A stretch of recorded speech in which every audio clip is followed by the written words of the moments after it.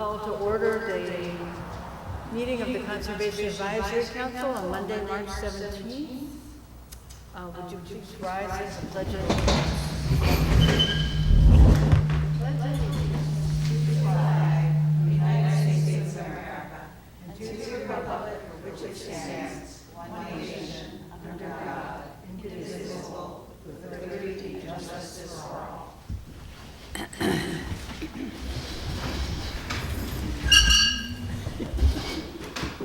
Hi, Catherine. Okay, roll call is Beth Waterman, Karen Lee, Nicole Caputo, Maya Lilly, Robert Brookshank, and we have two guests. Sarah, B-A-Y-E-R. Sarah's Byer. Fern.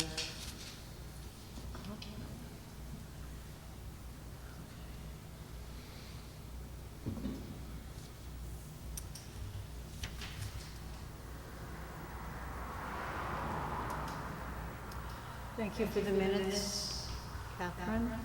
Does anyone have any changes or corrections? In that case, I'd like to make a motion to accept the minutes. All in favor? Aye. Okay. Membership items, correspondence and announcements. I just wanted to let everybody know that there's going to be a Love Your Park Day that the Shandaken Parks and Rec is coordinating for May 3rd. I don't know exactly what's going to happen. Probably clean up, kind of things you do to love your park. And I have a couple other reports to mention before our report from Sarah. One is the Panza report, which I think I sent to all of you. It's from Ken Panza, who's chair, I think, of the Woodstock. And this report had a lot of interesting things. I have an extra copy if anybody wants. It mentions, this is just a summary, and then in the email there was a lot more detail.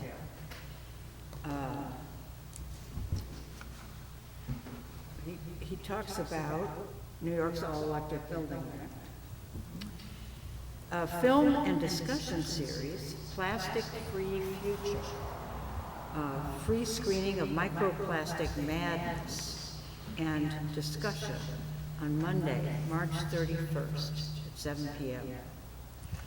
I think we would have to look at the attachment on the email to get the details of where it's being shown. Then there's climate change, tree migration, and the future of northeastern forests by Dr. Angelica Patterson at the Carey Institute, Friday, March 14th at 7 p.m. And two conference announcements. Local Solutions Conference at Antioch, Dartmouth College, and CERN, which is the Catskill Environmental Research and Monitoring Conference, October 22nd to 24th at Bel Air. This is a really interesting conference. They talk a lot about scientific research.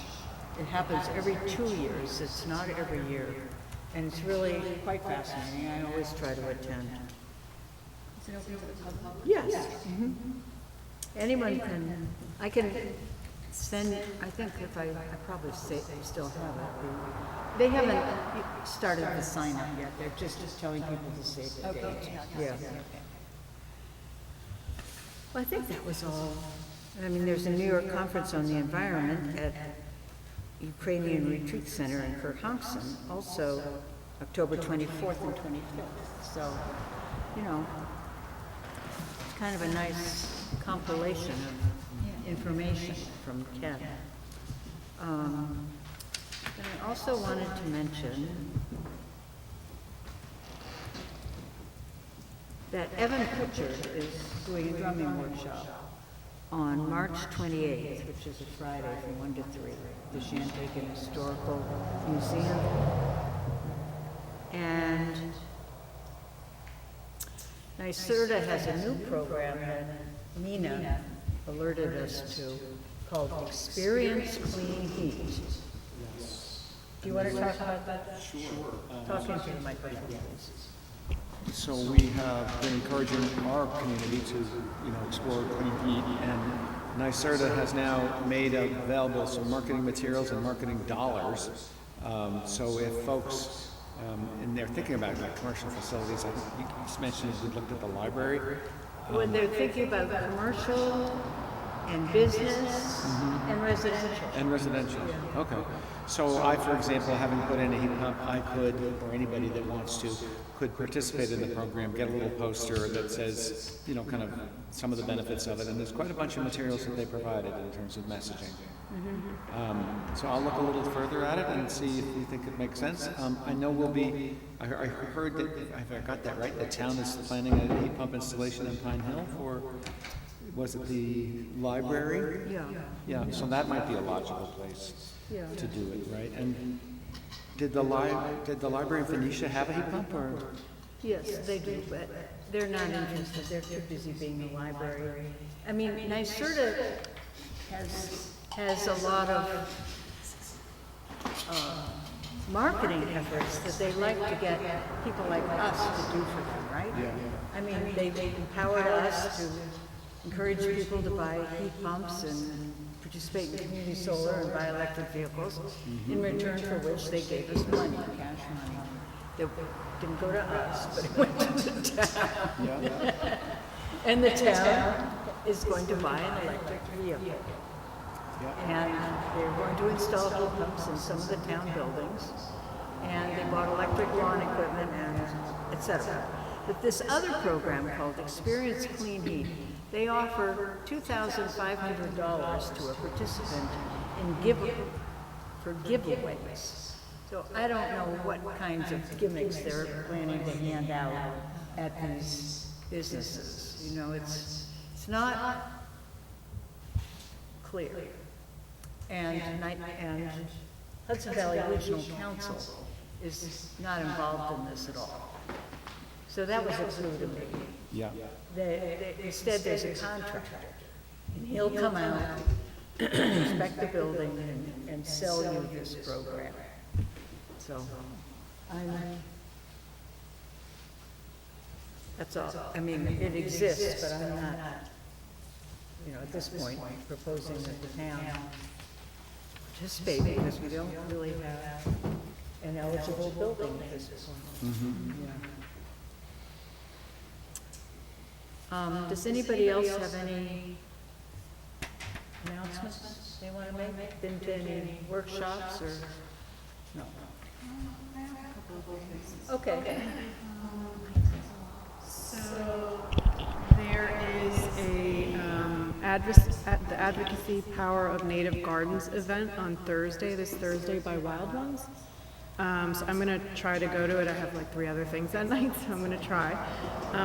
But just basically about how public and demonstration gardens inspire action and connect people in the community and educate them. So we were talking about that a bit with the community action plan for the natural resources, so I can report back on that.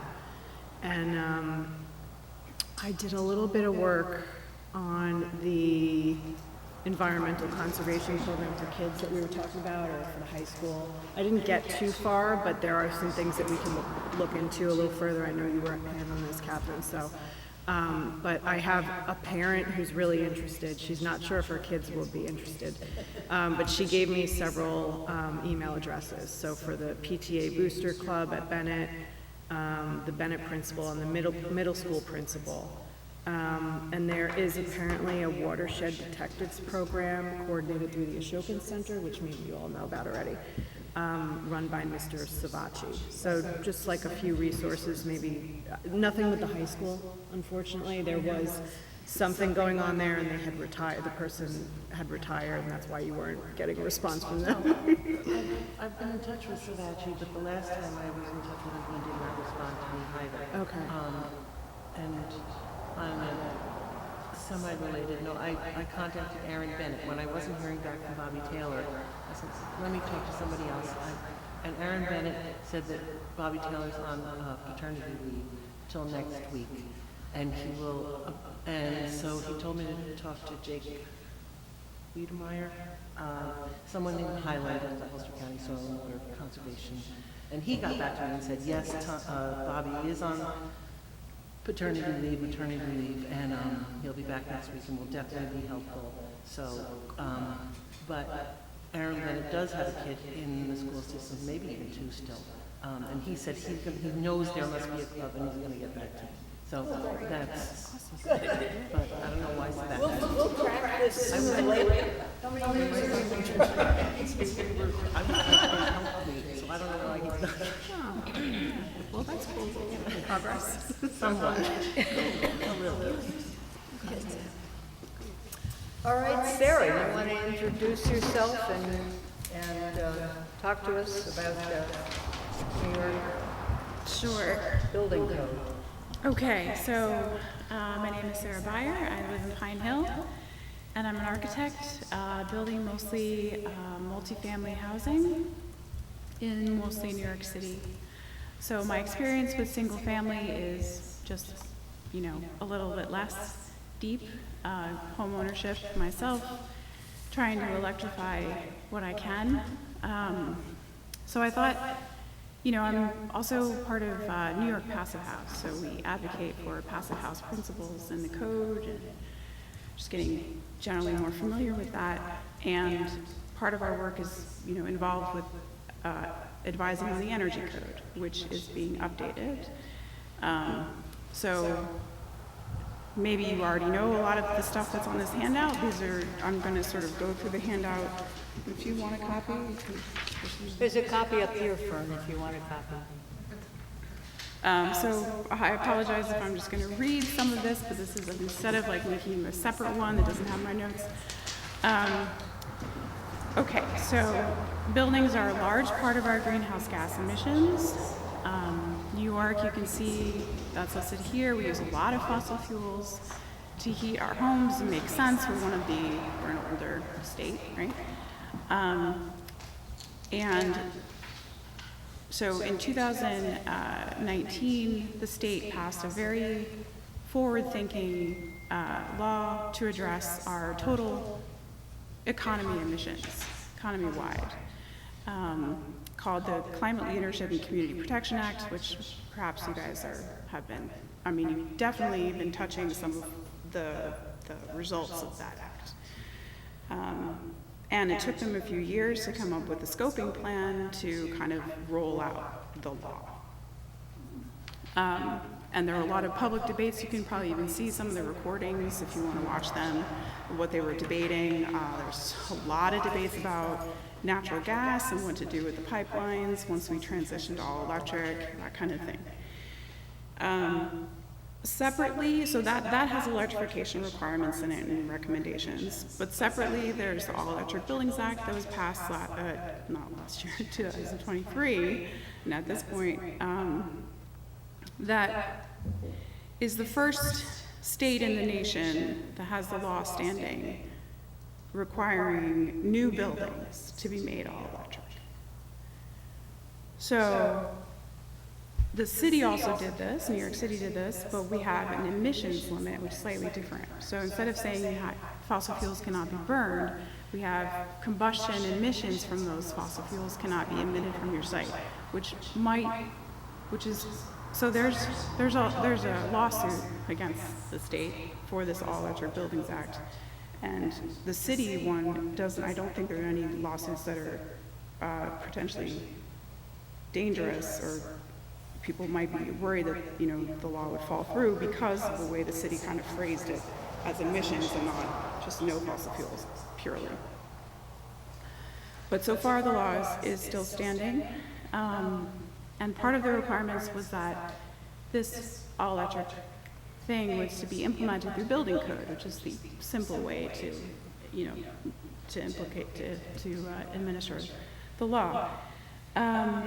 So we have this new code coming out that's been delayed, I think partially because of, the difficulty of creating something like this. So 6 months behind schedule. Some of the law says that there are exceptions for hospitals, and if you can put in a claim to your authority saying that the grid can't handle it. For example, if you get an expert to say that your grid is not capable, there's an exception for that. There's an exception for backup power because batteries are on their way, but the technology is really not fully there for anything pretty large. For small residential buildings, it's there. Anyway, so the code, the changes were drafted last year, and those changes have now been approved as of February 28th. And they will take effect at the end of this year. And of course, with every energy code update, there's a cost effectiveness that has to be proven. And you can see the results from that here. So that it will add about $2 a square foot to upfront cost of new homes, but save residents more than 3 times that over 30 years, which is something they're required to prove. And so here's a brief summary of the proposed changes to the upcoming energy code. So that the changes are not just the energy code though, that's like all the books of the code are gonna be updated. There's like 8 or something, a lot of So the changes in the energy code will be anything under 7 stories, fossil fuel combustion will be prohibited. And then there are amounts of limits on the amount of electric resistance. So that's, like your space heaters, like, that old style baseboard electric heating that was popular in the 70s mostly. And that has we call it a coefficient of performance, or a COP of 1, which is actually higher than a gas-fired boiler, but heat pumps have efficiencies of 3, 4, much higher. For heating, they have even better for cooling. Like your air conditioner is a heat pump itself, but it has like half the efficiency of a split heat pump. The other things in the code are that your heat pumps, especially for hot waters, need to have demand control. So the way that they envision the new grid working with a lot of renewables on it is that we can store energy in different forms, and some of that is like heat in your hot water tank. If you make hot water within a certain time when there's a lot of renewables on the grid, that becomes in a sense a battery. So it's a thermal battery. So that kind of grid interaction is something that's been trying to grow over the last 20 years or so, and I think this is a great addition to at least have the interactivity connection technology in there. New York State has a really good, also our utilities are required we have smart meters, which can be read remotely, and we have the most transparency about them. Utilities were supposed to make that transparent, but anyway, I'm not a total expert about that, but we can talk about that. That was an Obama thing, 2028. So, 2008, sorry. A lot of numbers here. Okay. Commercial buildings, commercial buildings are required to have renewable energy on site. There's a lot of definitions for that. Of course, a lot of it's probably going to be PVs, but we have projects in our firm looking at biogas, tidal, wave energy. You just stick a little turbine in the river, you have free energy. ERVs, this is one near and dear to my heart. ERVs, which are energy recovery ventilation units. So, should I explain what those are? So normally, like code has always been, you just exhaust out of your bathroom and your kitchen, like the cooking fumes, moisture, you want to get out. Recovery ventilation says we need to supply the same amount of air you're exhausting, you need to supply the same amount back in. And that means that you can, when the streams cross, the air doesn't actually cross in the box, the machine, it's just the heat that's transferred. So it's preheating then your incoming makeup air, and you can then filter that air as well. So not only are you not wasting heat that's not no longer just blowing out of the building, you're recovering that energy and you can filter it. And we've done studies in our firm that actually show that not even having makeup air puts your, like, let's say you're sleeping in your bedroom at night with your door closed. The amount of carbon dioxide that's available to you by the end of the night is way, carbon dioxide levels are much higher than they should be for health concerns. So the level is approximately around 1,000 parts per million. That's starting to be unhealthy. There are debates about that range there though, but basically if you don't have intentional makeup air, you're using up the oxygen in your space while you're sleeping and it's detrimental to your health. So I think that energy recovery ventilation or intentional makeup air should be in the code, and it's coming, but for some reason it's only in climate zone 6. I don't know why we don't get it, but yeah. Maybe it's not efficient in colder temperatures. No, it's the same. Okay. It's, yeah, I mean, you can put the unit inside your house too, so then, so the efficiency wouldn't be affected. I don't know why, yeah. Sorry, what are the climate zones? So there are at least 3, maybe 4 climate zones in New York State. New York City is 4A, humid. New York State. Siri. So like we're like 6 feet. Oh, we're like 6. Yeah, they're slightly different from the planting. Really? For planting zones? It's changing. It's changing. 6 feet. Yes, it is. I'm not planning anything that's not hard yet. Right. It's similar. They're similar, but they're not exactly the same. Oh, okay. Yeah. I think we're in climate zone 5E, like climate zones, or 5A. I mean, it also changes in the height too. I mean, it's crazy, right? It's pretty cool.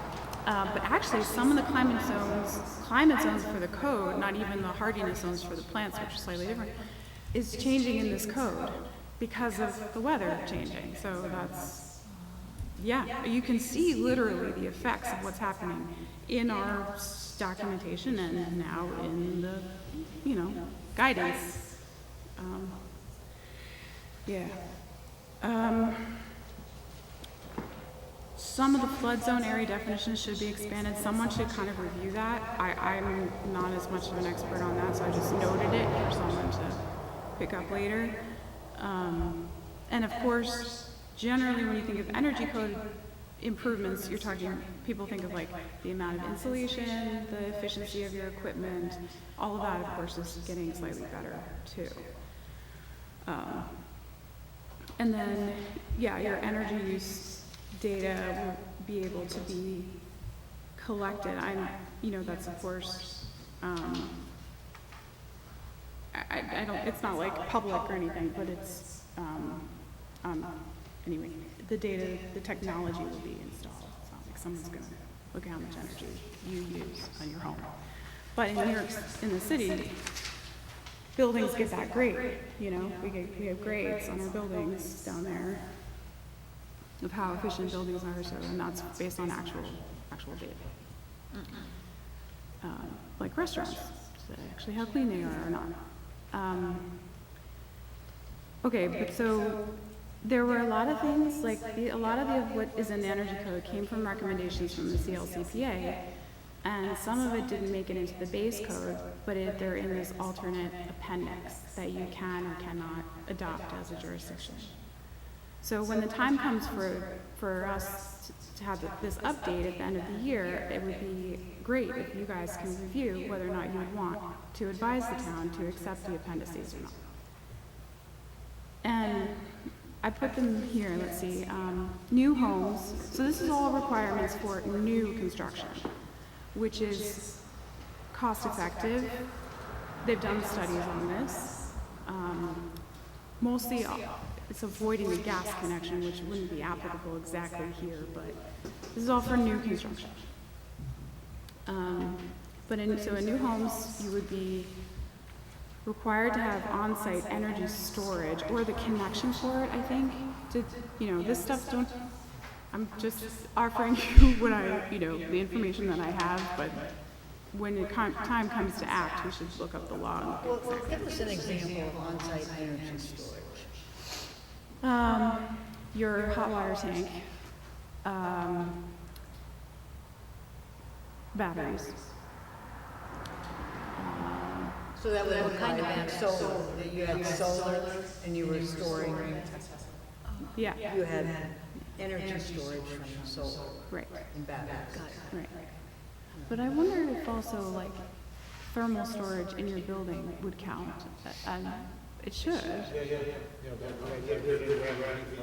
go whether it's water or building. Yeah. And More mass in a building, like commercial buildings, have a lot of mass, so they can Yeah. store more energy, and, reservations like that. yeah, No one thing they're on their way, and we're even recording, is a safe business. Let's see the bank, yeah. Like, let's say the sun is shining and you're on your way back home, you can preheat your house with that energy. Have your remote thermostat turn that heat pump on, so that when you get home and it's dark, you don't have to keep it on because your house holds the heat. Passive houses. You guys talked about. Of course you have, because the library is almost a passive house, right? It is. I'm familiar with passive house, but I'm not sure. Beth hasn't sure now.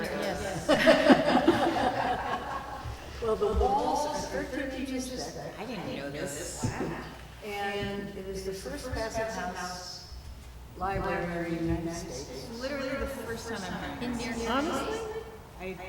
No one has ever told me this. Yes. The year that I've lived here. That, I knew this, I just didn't know that might have been. It's the first passive house library in the United States. Not in New York State, but in the whole United States.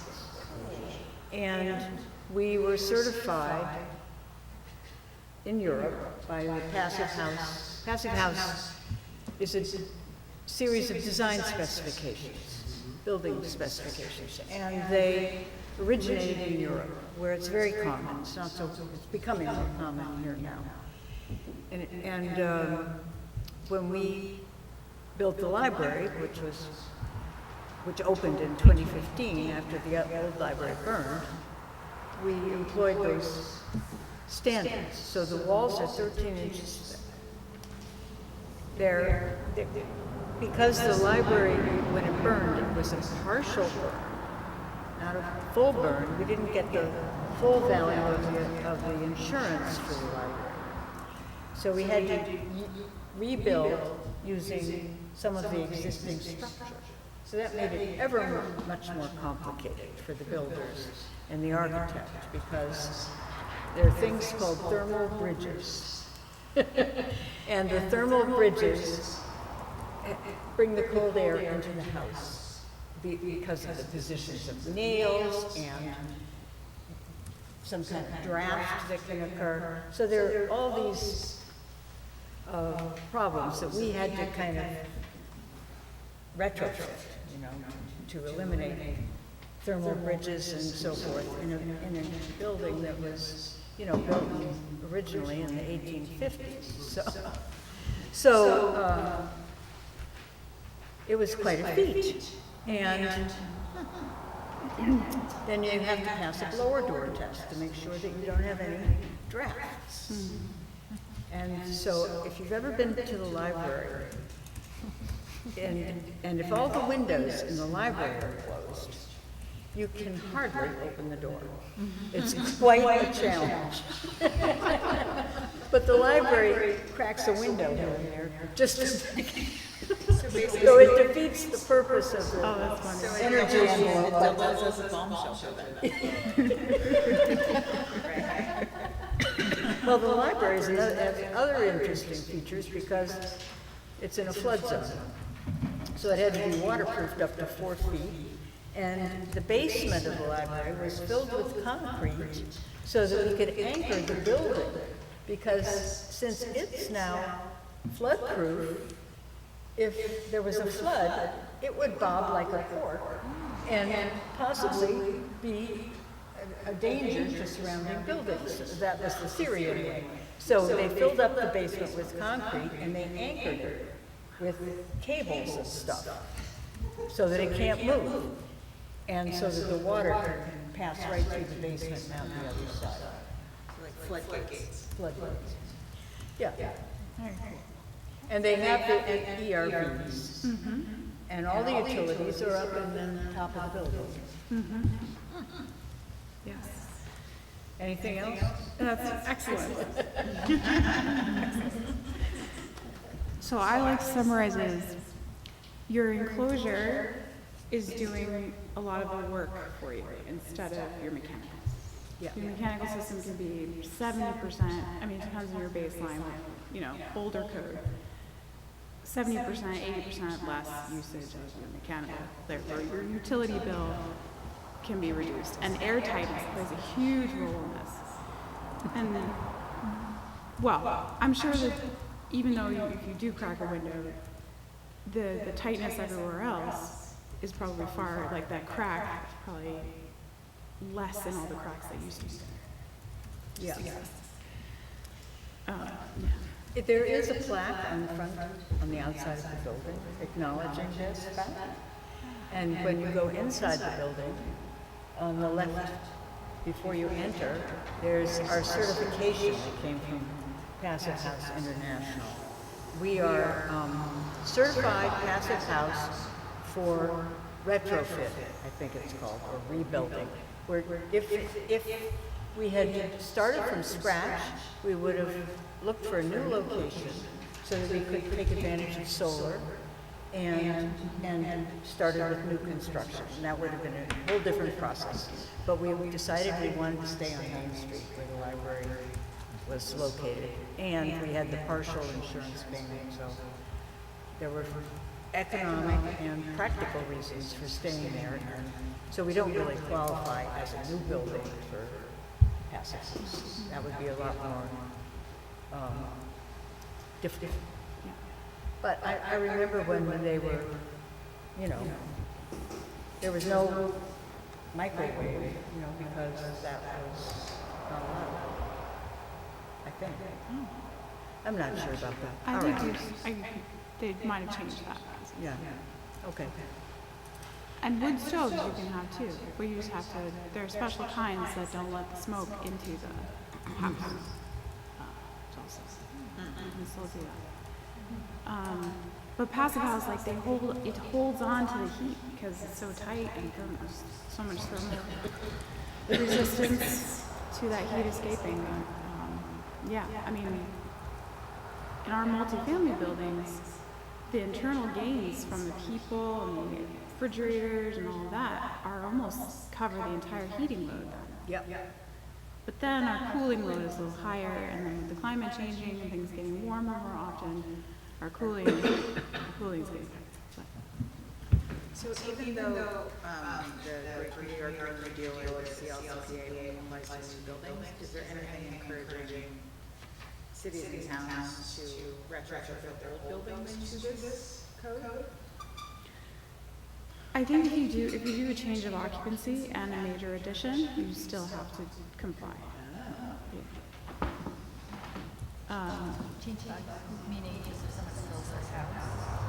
No, sorry, certificate of occupancy, like if you change your building from a house to a commercial. Oh, I see. Yeah, change of use, yeah. But if you have a single-family residence and you add a major addition, that falls under the building code. Right. The addition. Right. Yeah. And then there are other things that they're trying to do, like through NYSERDA, for example, like promoting heat pumps so that existing buildings switch over.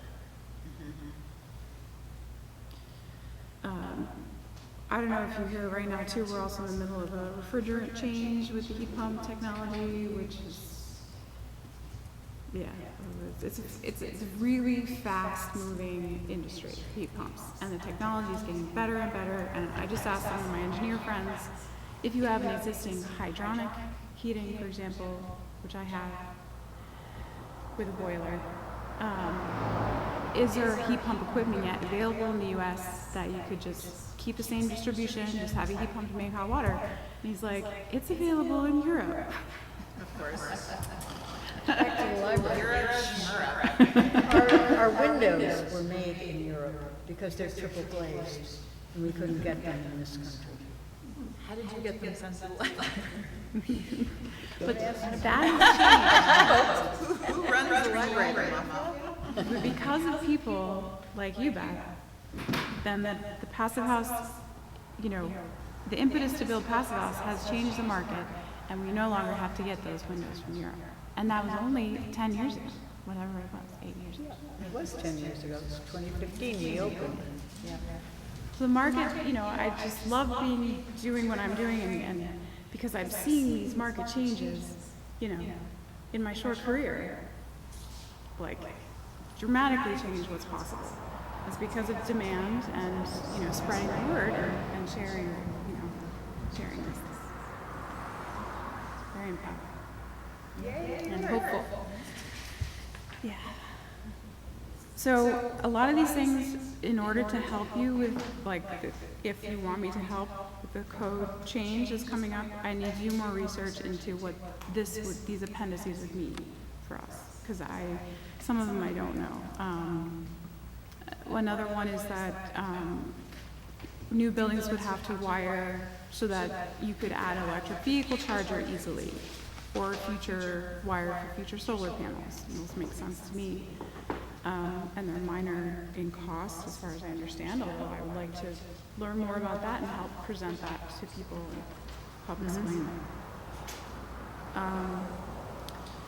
Yeah, things that are not, this one was a big one, prohibiting replacement of fossil fuel equipment at the end of useful life. That was a huge one that was debated back and forth, and I think the governor took it out at the last minute because, I mean, we need a climate of, you know, whole landscape of the industry to keep moving, and I think she felt like the cost hadn't come down far enough yet. And we need this technology from Europe to come over here too. Like, if my distribution's the same, I don't mind switching my old, it's, you know, if it was like $1,000 more, or I know that it'll pay for itself over time with the energy savings, especially if you weatherize your home, which is another big thing that NYSERD has been helping a lot of people with, and other agencies too. Yeah, I don't know if there's any other questions, if you have a question about any of these other appendices thing, but we can talk about them later. Sarah, Yeah. with regard to something being in the appendix, is that a distinction like it's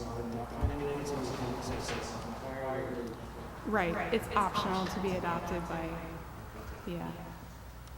So we used to have, we had the stretch code, which was kind of like that as well before, like local jurisdictions could adopt the stretch code, but somehow in like this code adoption process and the All Electric Buildings Act, like the stretch code didn't get developed, and now the timing is all off and it won't be available at the same time as this code or something. Anyway, the stretch code idea, nobody knows if it's really going to happen again. So the only other way to like have something better for your town is maybe appendices. So Massachusetts also has the same kind of thing right now. They have a couple of levels that you can choose from for your code. And a lot of the major places have adopted the most stringent one in Massachusetts, which actually requires Passive House. It's pretty much like those principles. Yeah. So Can you explain what a stretch code is? it's basically, yeah. I mean, it's basically just stretching like the requirements just a little further. Like the amount of insulation is like a ½ an inch more. You know, your efficiency is slightly higher. The stretch code exists now. Yeah. I mean, communities can adopt the stretch code. We have not, Woodstock has not. And it would make our code more stringent. But with this new law, I see the problem. You know, do we need this and the stretch code, or are they compatible or incompatible? Is it even necessary?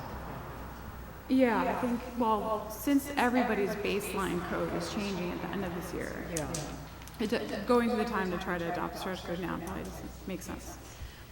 But whether or not the stretch code will be available for you later, I don't know. I mean, it seems like NYSERDA is giving up on developing that idea, and maybe just extra things would be independence.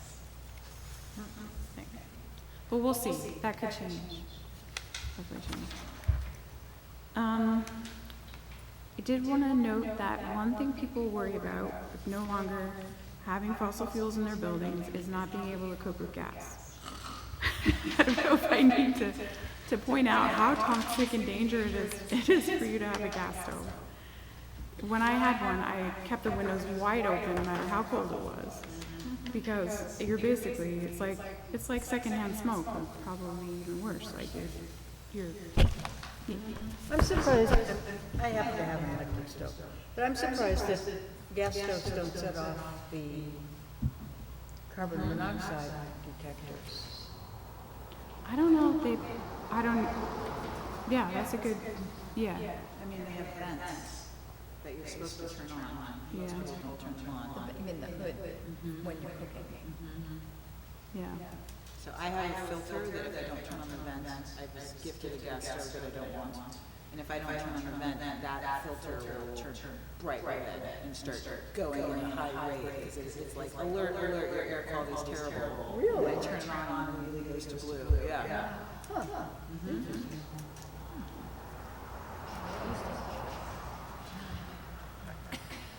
can't wait. In New Jersey.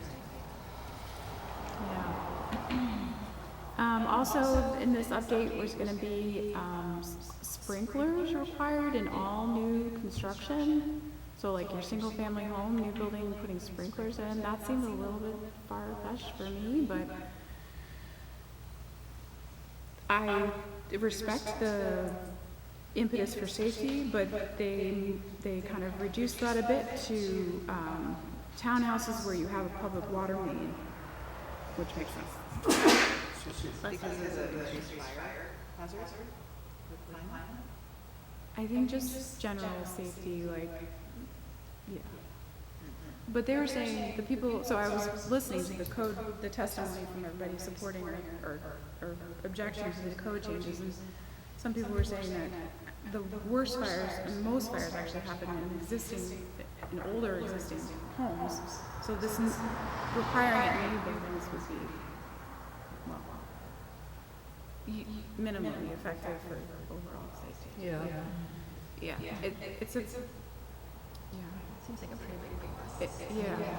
And is it just commercial buildings or be including residential as well? Yeah. So, and then here's information on the cost study about how all electric new single-family homes are cheaper than a hybrid, for example. And then the other thing that changed in the law recently is that I think this came out of this actually might have delayed NYSERDA's focus on the stretch code, because they spent a lot of time getting the changes in the energy code to also include the social cost of carbon. So instead of just a simple 10-year payback, they use the Department of Conservation's publication establishing a value of carbon. So the benefits of removing those greenhouse gases were factored into the energy code change, which makes sense to me. I'm not sure exactly, so to follow up would be my next step, would be to read that publication to figure out exactly like what social costs they're referring to, because it is really hard to quantify, obviously. You guys are, advising on how to improve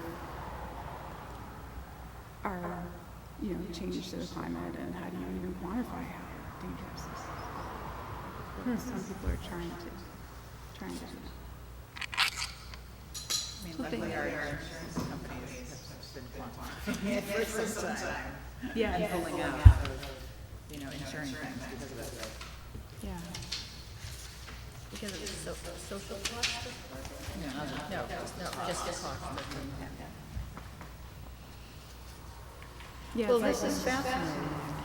Good. Thank you so much. Yeah.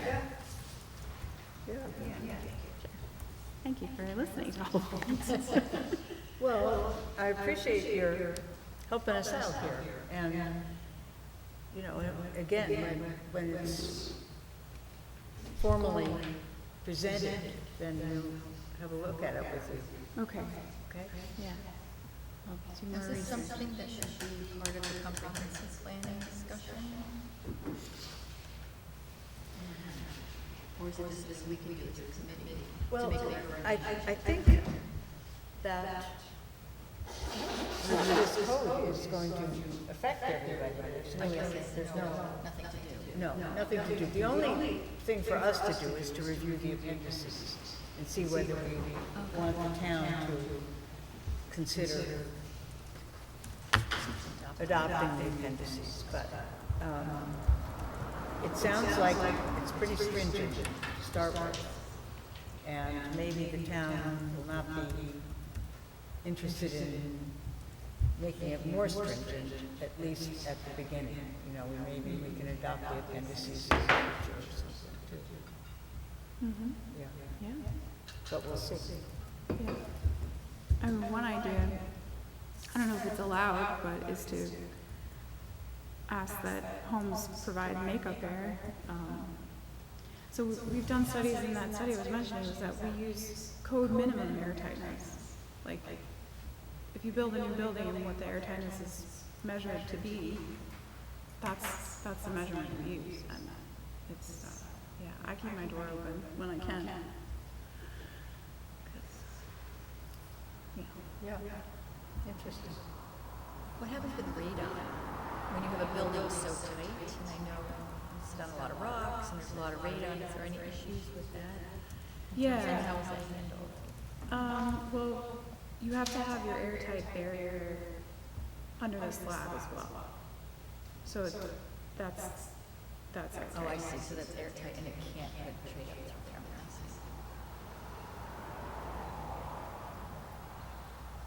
Okay. I love questions like this. Well, no, I don't know, I live in a stone house, so. Oh, wow. Just, you know. We're not the model. Let's just put it that way, but we do have heat pumps. So maybe you want an ERV, so you're getting like fresh air at least constantly from the Yeah, see, outside. I think that would be kind of fun if you could help even make suggestions on how to fit it in, maybe we adopt it as an official. I don't know, because I would be really interested to know what else I can do to improve. Well, Yeah. I had friends who bought a house. He's a designer and contractor, and they tightened it up, and everything was great. The only problem was that there was too much moisture in the house because there wasn't enough air exchange. And so with cooking and just breathing and everything, and it became moldy in the house. So they had to put the ERV in the attic to alleviate the problem. I have two friends that happened. Wow. You know, they weatherized it so, tightened it up so significantly that they created new problems. Karen, to your question, there is the 3-year pilot that you can get. And so professional home care house and kind of give you a rundown of the energy conservation measures. Okay, great, thank you. That's Okay. All right. Well, shall we move on? Thank you, Sarah. Fern, we have more business to discuss, but did you have anything in particular that you wanted to talk to us about? No. Okay, great. Well, I appreciate your interest. So we'll go on to the committee reports. We have been discussing holding a series of public events called Shandaken Prepares, and the first one is focusing on flood-related preparedness and mitigation.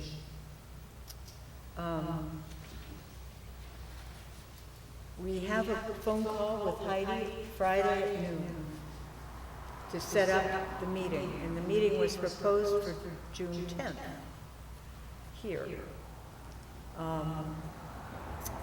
And the target audience is people who live in Phoenicia and Pine Hill, places that are likely to flood. The local, where the local flood analyses have been done. So, I don't know if you've all seen this email from Heidi, but they're, you know, they are proposing rebuilding the bridge, the Bridge Street Bridge in Phoenicia. I've seen a presentation of what they were proposing at a town board meeting, but I think they have finalized the design and they are going to present it to the public. And they were proposing to do that the same week that we were having our flooding talk. So Heidi, so there'll be 2 meetings in Phoenicia on the, I don't know, the 12th and 13th of July, but don't quote me because I'd have to look it up. And the dates are tentative anyway, they haven't been decided. But it might be that we would have 2 meetings that would be engaging the same audience, with at least those people in Phoenicia. And would they be willing to go to 2 meetings, you know, on this subject? So for that reason, Heidi had suggested that maybe we choose a different subject for that meeting and do fire instead of flooding, and then do flooding later on.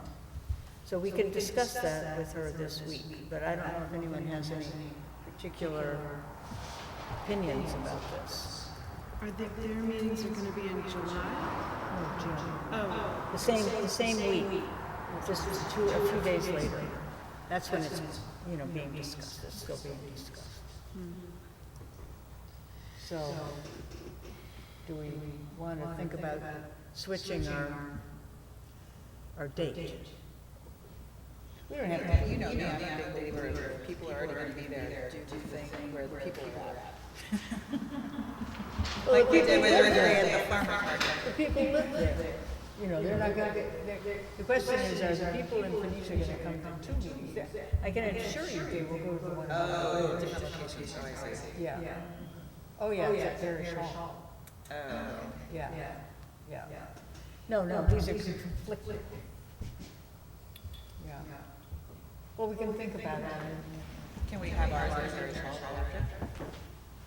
Oh, we don't want to do that. This is gonna go on. It's gonna be grumpy. Yeah. It's, you know, we were hoping to attract an audience here, to be able to film it, so that we have a record. And, maybe June 10th is not the best date for us. So, we can think about this. June 10th was, you know, we wanted to do it sooner rather than later, because why have postpone preparedness? Why procrastinate your preparedness plans? But then there's another possibility, and that would be to have Ulster County Emergency Management and Anna Grew from Cornell talk about individual preparedness. You know, how to, what to think about, how to organize your papers and so forth, so that if you have to leave suddenly, you have everything in the right, know what to do. so if we did that one in June, how far out would you want to push the flooding? I don't know. I'm not sure. I mean, you get into the summer and it's harder for people, but, maybe. But you know, and the fire workshop, the flooding workshop is relatively easy to organize because we know who the speakers are, and we know, you know, we've heard them and they're, I mean, varying degrees of professionalism, but anyway, with fire, it's a much bigger subject, because we have, how many fire companies in the town? 5. And we have, you know, there's less, I think maybe the personal preparedness thing for flooding and/or fire, you know, would be a better place to start. Fire, with five fire companies, I don't know how we're gonna get a representative to speak, you know, about,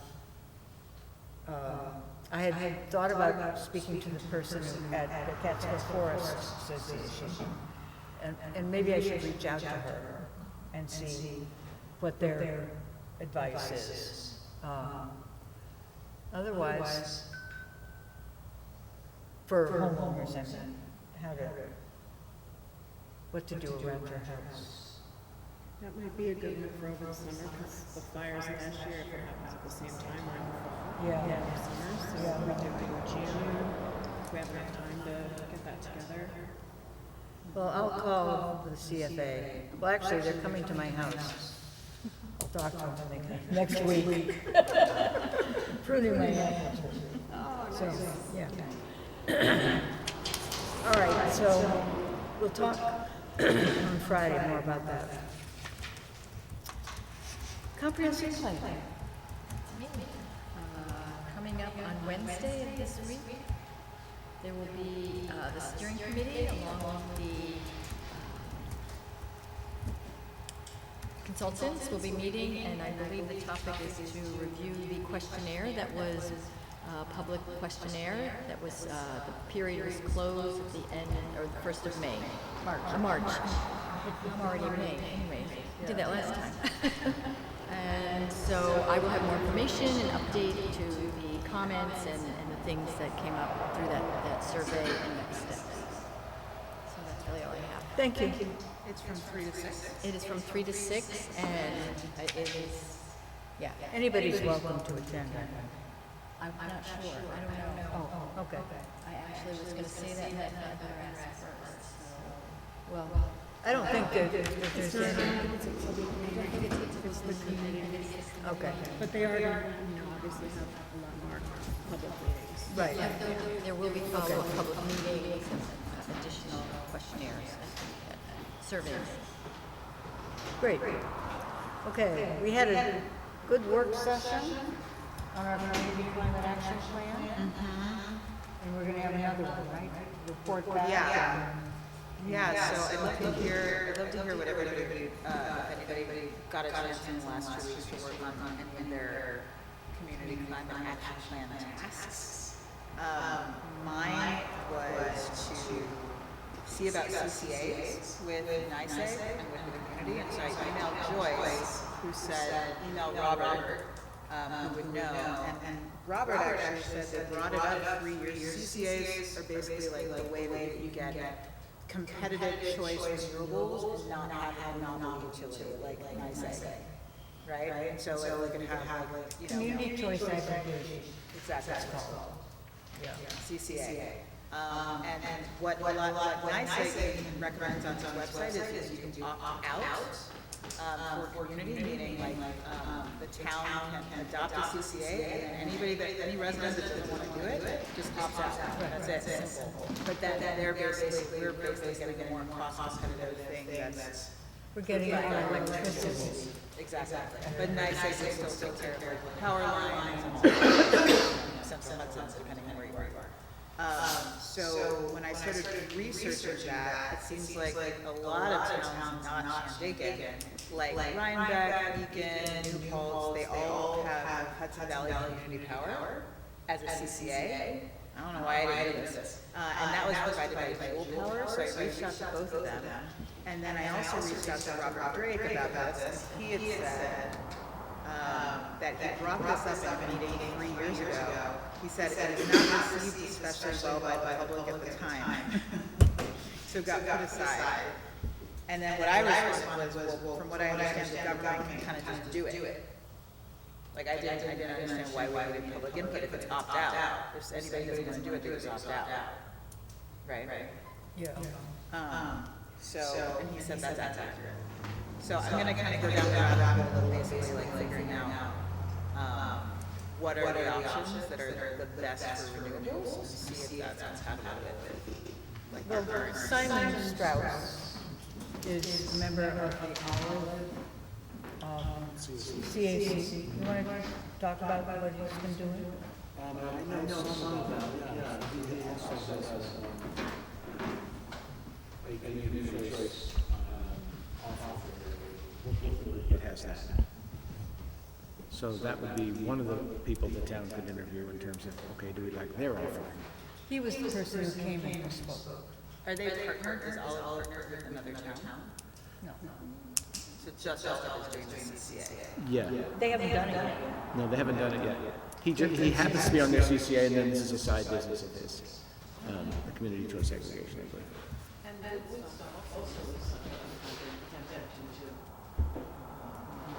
Yeah.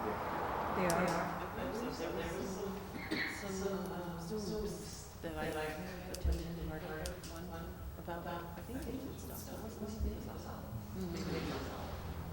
Well, it'd be interesting to find out because, yeah, Pardon? Would you mind connecting me to Oh, your sure. Yeah, absolutely. yeah. Let's find out. Nancy do that? Okay, so, does anybody else, I can talk about what I have done, which is precious little. I contacted, I was tasked with the resource recovery part, recycling and so forth. Compost. Our compost program is just amazing. But the person who's been doing the composting is a federal worker and may have to change his lifestyle because of the Government Efficiency Act. In which case we will not be able to offer the composting any longer. So I just hope that, well, we'll face that bridge, gulf when it happens. But I would certainly want to include continuing the composting in our community climate action plan. A commitment to do that. If it may require payment for someone to come and pick up the food waste and take it somewhere. It's not going to be cheap, that's for sure. So we'll see. But with respect to recycling, since recycling is, well, plastic recycling, only 6% gets recycled. I'm really not so keen on encouraging people to recycle because they're not even doing it correctly, despite all of our science. They're wish cycling like crazy. So it's a mixed bag. I would much prefer to encourage education about plastics, to try to get people to make a choice, not to purchase things in plastic containers and so forth. To advocate against plastics rather than advocating for recycling. Recycling is fun, but it's limited. Yeah. If you don't bring it home, you don't have to recycle it. And it's a consumer choice. There are alternatives. You just have to pay attention. So. So just one of the side projects. I have not heard back from Angela. I asked her for the recycling totals for the town in the last 3 years. I thought it'd be interesting to compare the amounts, but I haven't heard back from her. Her assistant left. I think she has any help right now, so we'll see. So to that end, I've been looking into, I'm meeting with Sophie tomorrow, who's the manager of the farmer's market, on a bulk food company, so that so you can buy your food in bulk, And some have something where people, instead of, like glass jars, it's fillable, so it'll make it easier to not bring plastic home. So I'll keep it posted on that. This is a project that, thank you. I looked into whether there was a homeowner invasive species, homeowner invasive species management program. I did not find anything related to homeowners. On April 5th, Cornell is giving their annual workshop, and one of the topics is invasive species. Yeah. So maybe Yeah, I did find like a lot of educational things, but not like a specific like program that would help a homeowner like manage them. But there is a New York Invasive Species Awareness Week is June 9th to the 15th, and there is a local event. They're doing like native tree planting at the Oshoka Rail Trail. That's the closest one to us. But there's like tons of education, but I was hoping there'd be like help, like actual someone helping, like some kind of program. Love your Parks Day. We'll pull out all the invasives. Garlic mustard will be in full performance. May 3rd?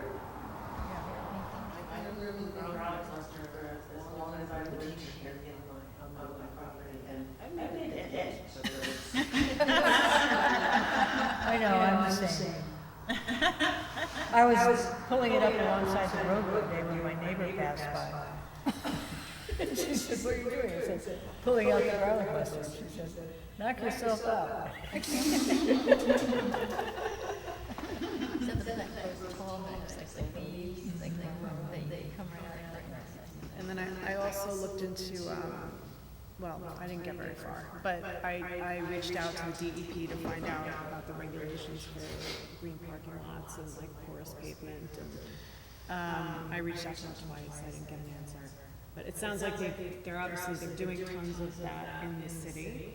I did find one example in Kingston. They did like 3 public parking lots in Midtown Kingston using green stormwater infrastructure and porous pavement.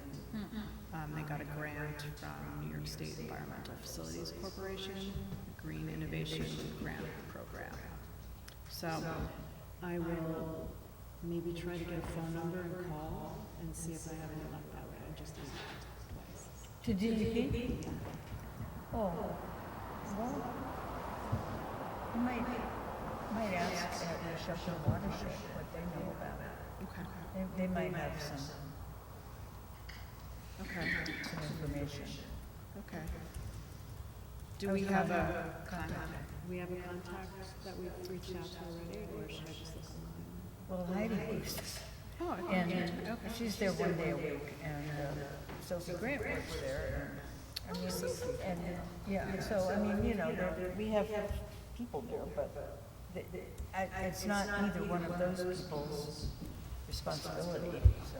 Maybe I could ask Sophie if she knows. But they might know. Yeah, ask her. Okay, great.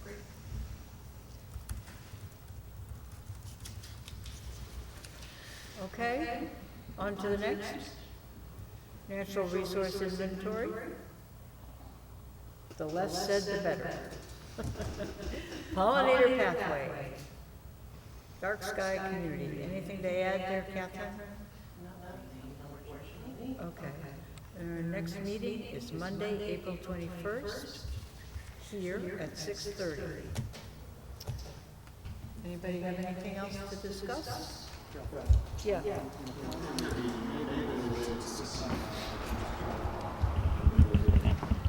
You had mentioned I could check on the Bel Air unit management plan, and that Kevin Van Barkum was our liaison. Yeah. What was it that I was supposed to get out of that? Do you recall? Out of the plan, was it related to the community, the CCAP? I'm trying to remember why you pointed. I'm sure it was, because I don't.